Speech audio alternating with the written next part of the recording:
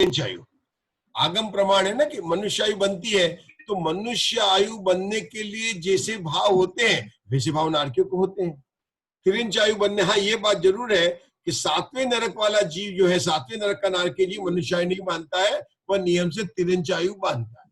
इसका अर्थ क्या है कि 7वें नरक के जो नारकीय होते हैं उनके जब आयु कर्म बनता है उस समय ऐसे भाव नहीं होते जिससे मनुष्य आयु बन जाए उस समय, क्योंकि 7वें नरक में भी सम्यक दृष्टि जीव है, लेकिन 7वें नरक के नारकी जब आयु बांधते हैं तो उनके सम्यक दर्शन नहीं रहता है, मतलब सम्यक दर्शन उनका छूट जाता है और सभी नारकी नियम से, अभी नियम जिनागम के हैं, ये जिनम भगवान महावीर की वाणी में आया कर्णानुयोग का विषय कि नियम से वो तिरिंच आयु को ही बांधते हैं, लेकिन पहले से 6ठे नरक के जीव मनुष्य आयु भी बांध सकते हैं, तिरिंच आयु बांध सकते हैं, और आयु तो हमेशा बनती नहीं है। तो जब आयु बनती है तब उस समय उनके परिणाम कैसे होते हैं कि किन्हीं नारकियों के ऐसे परिणाम होते हैं जिससे तिरिंच गति का, तिरिंच आयु का बंध होता है, किन्हीं नारकियों के ऐसे परिणाम होते हैं कि मनुष्य आयु का बंध होता रहता है, और इन आयु में लेश्या का रहता है। यद्यपि नारकियों में लेश्या सबकी अशुभ है, लेकिन भावों में विचित्रता है, इसीलिए बार बार कहते हैं अपने भावों को संभालना है कि कब अपना आयु बंद हो जाए, यही तो मुख्यता है ना, भावों को संभालना। हमें अभी ऐसा लग रहा है कि कभी कुछ भी नहीं है, लेकिन किसको पता है कि हमारा कब अंत आने वाला जीवन का। और देखिए बहुत से लोग हम जैसे एज वाले हैं, उन सबके जितना समय निकल गया है उतना समय तो बचा नहीं कांति भाई, ठीक है कांति भाई, जितना समय निकल गया है उतना समय हम लोगों ने, आप लोग तो मतलब ठीक है बहुत है अभी तो आपको नहीं, मुकेश भाई की बात नहीं कर रहा हूं मैं, चिंता मत करना, लेकिन हम लोगों की बात कर रहे हैं कि अब उतना समय नहीं है ना, तो मुकेश भाई जो है ना, आप लोग सब तो हम 2-4 लोग ही हैं, इसमें कोई बात नहीं, कांति भाई हमारे साथ में। बिल्कुल बिल्कुल बिल्कुल। तो भाई ये तो परिणामों की बात है, इन गतियों का वर्णन छड़ाला पढ़ना है कि हम सम्यक दर्शन की प्राप्ति कैसे करें। छड़ाला पढ़ना है तो ये करें कि भैया सम्यक दर्शन के कारण ही जीव दुखी है। अब ये तो छड़ाला ही चल रही है, आगे तो बहुत सारे शास्त्र पढ़ना है, अभी आप ऐसा नाम ही मत लो कुछ भी। ये बात है। अभी तो बहुत सारा पढ़ना है हमको। बिल्कुल बिल्कुल पढ़ेंगे, क्यों नहीं पढ़ेंगे। तो मैंने शुरू किया है, और जो स्वाध्याय करते समय आनंद आना चाहिए, जो कि आप लोग ले रहे हैं, ये बहुत अच्छी बात है, क्योंकि स्वाध्याय सुखी होने का मार्ग बता रहे हैं, और आप स्वाध्याय होकर आपको कठिन लगे तो एक ही बात ध्यान रखना कि अगर ये हमको समझ में नहीं आएगा तो किसको समझ में आएगा, क्योंकि केवल ज्ञान तो हम ही प्राप्त करने वाले हैं। तो जो केवल ज्ञान प्राप्त करने की योग्यता है उसको इस शास्त्र की ऐसी कौन सी बात है, क्या करना नियोग और क्या है, थोड़ा उसको 2 मिनट ज्यादा लगेगा, किसी को लगेगा, लेकिन शांति से अगर धैर्य से पढ़ेंगे हर विषय। अच्छा ये अगर नहीं समझ में आता तो क्या हमारे इतने महान मुनिराज को ये पता नहीं था कि कठिन लिखे, उनको क्या ऐसी करुणा नहीं थी कि हमको देखो टेंशन हो जाएगी हम आगे के जीवों को। ये जो मुंबई में रहने वाले, सूरत में रहने वाले जीव है, जब ये घुमट सर आदि को देखेंगे तो हेमीचंद सिद्धांत चक्रवर्ती को ऐसा नहीं आया कि कठिन उनको टेंशन हो जाएगी, और वो तो करुणाधारित है। अरे नहीं भाई, वो जानते थे कि सारे भव्य जीव समझ सकते हैं, और उन्होंने क्यों लिखा है कि ये समझने की चीज है। उनके पास कोई एक्स्ट्रा टाइम थोड़ी नहीं था, उनको तो अपने सामायिक में बैठना था, उनको तो अपना आत्म कल्याण करना था। वो तो अपने जीवों की किसी की मतलब अपने योग्य से उनको करुणा भाव आया, ऐसा वो शास्त्र की रचना कर दी। तो ये शास्त्र चाहे प्रथमानुयोग हो, कर्णानुयोग हो, चरणानुयोग हो, द्रव्यानुयोग हो, चारों अनुयोग कार्यकारी है, चारों ही वितरागता का पोषण करते हैं। हमें तो उसको पढ़ना है और आगे बढ़ना है। कल हम नरक गति की पूरी करते हुए देव गति को भी पूर्ण करेंगे, क्योंकि अब वातावरण अच्छा हो जाएगा तो अपने को ज्यादा तकलीफ नहीं होगी। अभी नरक में तो थोड़ा सा डर लगता है, डर लगता है। बहुत तिरिंच गति, नरक गति के बहुत दुख देखिए, हम मनुष्य गति में आ जाएंगे। मनुष्य गति में अभी आप घबराइए मत, कल मनुष्य गति के दुखों की बात करने वाले हैं। वो बात जरूर है कि जो दुखों की बात करने वाले वो सब हम भूल गए।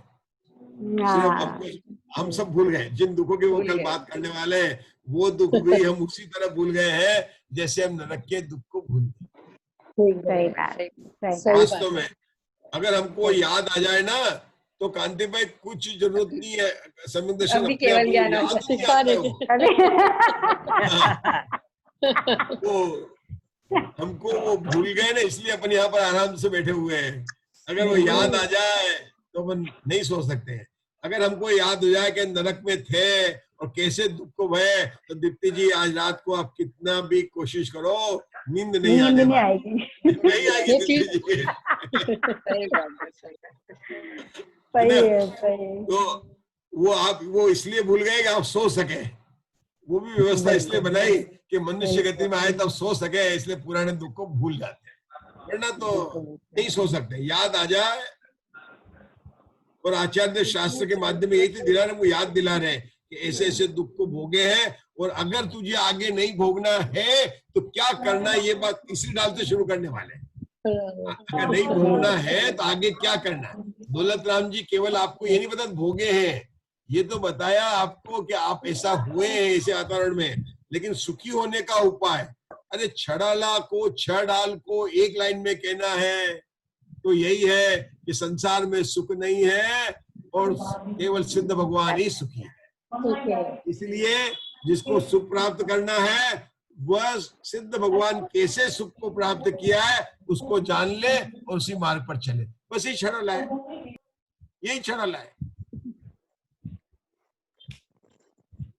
चलिए, पंडित साहब एक बात है, हाँ एक पंडित साहब एक बात है कि आप बोलते हो कि विषय से विषयांतर हुए हैं, तो ऐसा हम कैसे हुए? हम तो विषय पर ही आए हैं, बाकी हम तो इतने दिन तो विषय पर ही थे।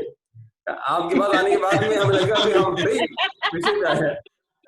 बिल्कुल सही विषय का बात। आगे सही का। जब तक अपना प्रयोजन तत्व को सीखने का है, ज्ञान करके भेद अपना लक्ष्य में अगर वही चीज है, तब तो जिनागम में चारों अनुयोग की आप चर्चा करिए, आप उसी विषय पर है। बिल्कुल बात बताता हूँ मैं। और जहां पर प्रयोजन ये है कि केवल कुछ परीक्षा पास करने, क्योंकि आजकल क्या परीक्षा भी बहुत होती है, स्कूल की परीक्षा हो नहीं रही है, लेकिन ये परीक्षाएं बहुत होती है प्रश्न उत्तर में, और अधिकतर समय लोगों का प्रश्न उत्तर में ही जाता है। और प्रश्न उत्तर में कर कर वो समझते हैं कि धर्म कर रहे हैं, प्रश्न उत्तर करने में धर्म नहीं है। हाँ, आप जो स्वाध्याय अपन ने पढ़ा उसको लिखिए, उसके बारे में चिंतन करें, सोचें, तो आप अवश्य बढ़ेंगे। मैं ये नहीं कह रहा हूं कि वो टीवी देखने आदि करने से आदि बातों से तो प्रश्न उत्तर अच्छा है, देखिए किस लेवल की बात कर रहे हैं। हाँ, मतलब उसकी अपेक्षा तो ये अच्छा है।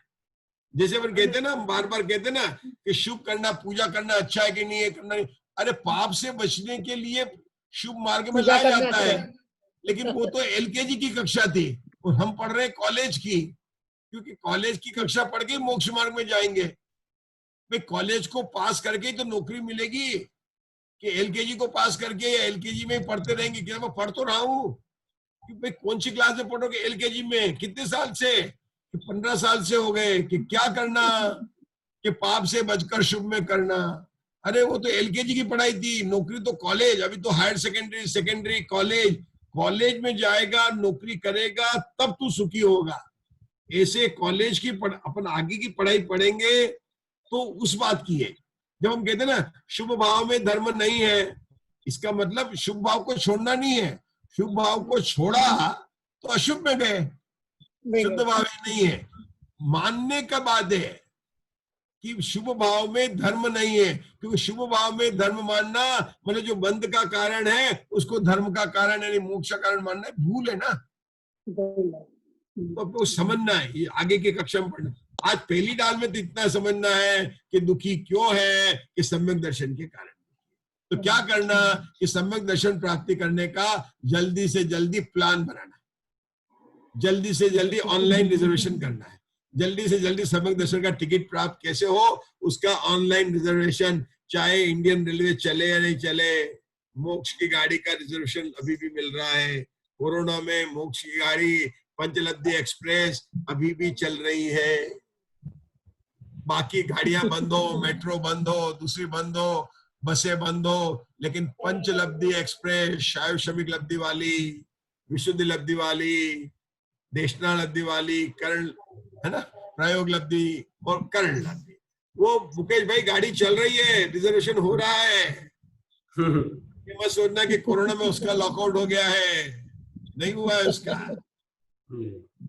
बस उसका रिजर्वेशन कराकर कल्याण करें। थोड़ा ही कराए, हैं?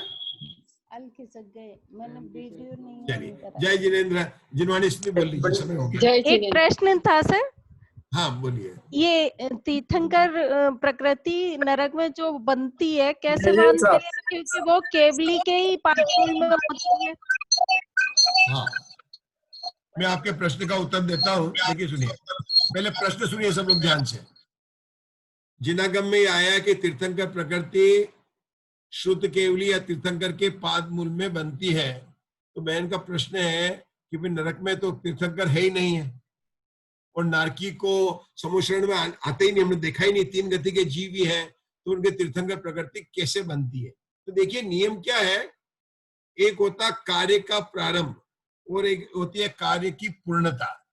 तीर्थंकर प्रकृति बांधने का कार्य का जो है, जिसको बोलते प्रस्थापक, जो शपनासार का शब्द है प्रस्थापक, मतलब प्रारंभ करने वाला जीव केवल केवली और शुद्ध केवली के पाद कमलों में ही करता है। मैंने करता है लिखा, क्यों लिखा है?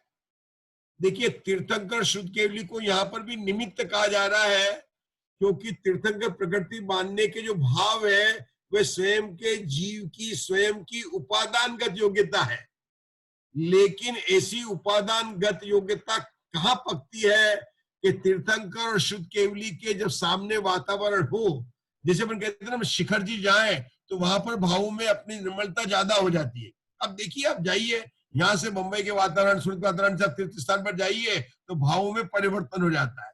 तो जब सामने 3 लोग का नाथ तीर्थंकर हो, शुद्ध केवली हो, तो उसके सामने भावों में हमारी निर्मलता बढ़ जाती है, और ऐसे भाव उत्पन्न हो जाते हैं जिससे तीर्थंकर प्रकृति का बंद हो जाता है, विशुद्ध भाव उत्पन्न हो जाते हैं। वो प्रारंभ करने के लिए तो उनकी जरूरत है, लेकिन एक बार प्रारंभ हो गया और उसके बाद में वह जीव उसकी पूर्णता किसी भी गति में जाकर कर सकता है। वो बात दूसरी है कि तीर्थंकर प्रकृति बांधने वाला जीव तिरंज गति में नहीं जाता है, या वो वहां से मरण करेगा तो मरण करके या तो नरक में आएगा या देव गति में जाएगा। और देव गति में आने के लिए अगर सम्यक दर्शन के साथ में आया जैसा राजा श्रेणी, तो वो तो निरंतर बांधते हुए आए थे और पहले नरक में बांध रहे। लेकिन कहते हैं कि राजा अन्य जो जीव है, कृष्णवादी के जीव जो तीर्थंकर प्रकृति बांधना शुरू कर दिया है, वो जीव वेदक सम्यक दृष्टि थे, उन्होंने तीर्थंकर भगवान के पाद कमलों में तीर्थंकर प्रकृति बांधना शुरू किया, बांधते रहे, लेकिन मरण के समय में वो मिथ्यात्व में आए, तभी वो दूसरे और तीसरे नरक में जा सके। तो उस अंतर्मुहूर्त काल तक उनके तीर्थंकर प्रकृति का बंद हो गया, और फिर वहां पर जाकर जैसे ही पर्याप्ति पूर्ण हुई तो पुनः जो है तीर्थंकर प्रकृति बनना शुरू हो जाती है। तीर्थंकर प्रकृति निरंतर बंदी प्रकृति है, एक बार बनना शुरू होती है तो बनती रहती, रोक नहीं सकते। तीर्थंकर प्रकृति आप चाहो तो आप कुछ भी चाहो तो यहाँ से उठ सकते हैं, बैठ सकते हैं, लेकिन तीर्थंकर प्रकृति निरंतर बंदी है और बनती ही रहती है। कब तक बनती है? जब वो शपथ श्रेणी चढ़ते हैं और 8वें गुणस्थान के 6ठे भाग तक जाते हैं, तब तक बनती रहती है। तो आपका प्रश्न ये है कि नरक में भी जीव बांधते हैं, जिनागम में आया है, ऐसे असंख्यात जीव नरकों में है, तीसरे नरक तक आगे नहीं है जो तीर्थंकर प्रकृति का बांध रहे हैं। यह बात भी अपने गले नहीं उतरती है कि तीसरे नरक तक जहाँ इतनी वेदना है वहां पर तीर्थंकर प्रकृति बांध रहे हैं। दूसरी बात अपने गले नहीं उतरती है कि 7वें नरक में भी जीव को सम्यक दर्शन हो जाता है, ये बात है और रहता है। लेकिन ये भैया ये सब बात जिनागम में आई है, कर्णानुयोग के विषय है, हमें इनको श्रद्धा करना है, क्योंकि वो जीव तीर्थंकर प्रकृति बांध रहे हैं या नहीं बांध रहे हैं, उनको सम्यक दर्शन है या नहीं है, उससे कोई फर्क नहीं पड़ता। मुझे सम्यक दर्शन है या नहीं, और नहीं है तो कब होगा, मैं बीमार हूं, मेरी बीमारी कब ठीक होगी, इसका मेरा प्रयोजन की मुख्यता है, बाकी सब तो जी के है। हाँ बिल्कुल पढ़ना चाहिए अशुभ उपयोग से बचने के लिए। स्वाध्याय जितना करे उतना अच्छा है। कर्णन योग के पढ़ने से ज्ञान निर्मल होता है, हमारे लिखा गया है, क्योंकि अधिक समय तक जो है अपना ध्यान जो है उनमें नहीं लगता है।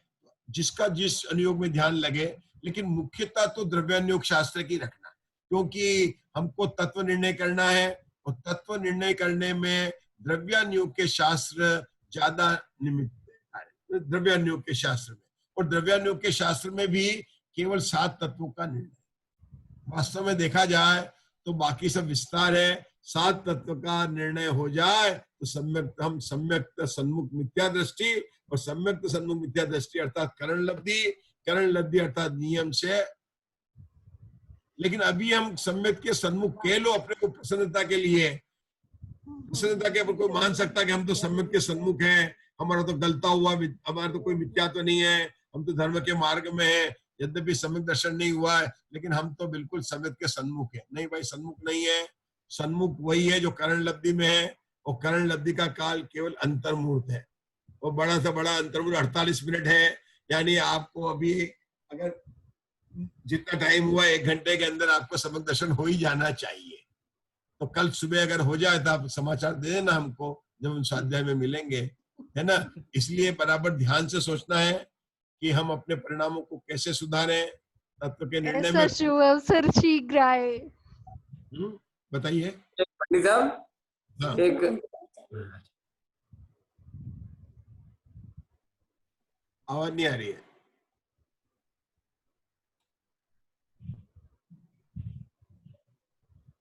नहीं आवाज आ रही किसी के लिए। पंडित साहब, हाँ, एक ऐसा है, एक व्हाट्सएप के अंदर अपने ग्रुप में एक मैसेज था आज कि हमारे को समय कम पड़ता है, पंडित साहब हमारे को कुछ समय एक्स्ट्रा दो। दीदी ने आज दे दिया, डबल सेकंड राउंड हो गया ना आज, तो सेकंड राउंड आज तो दिया है बराबर ऐसे।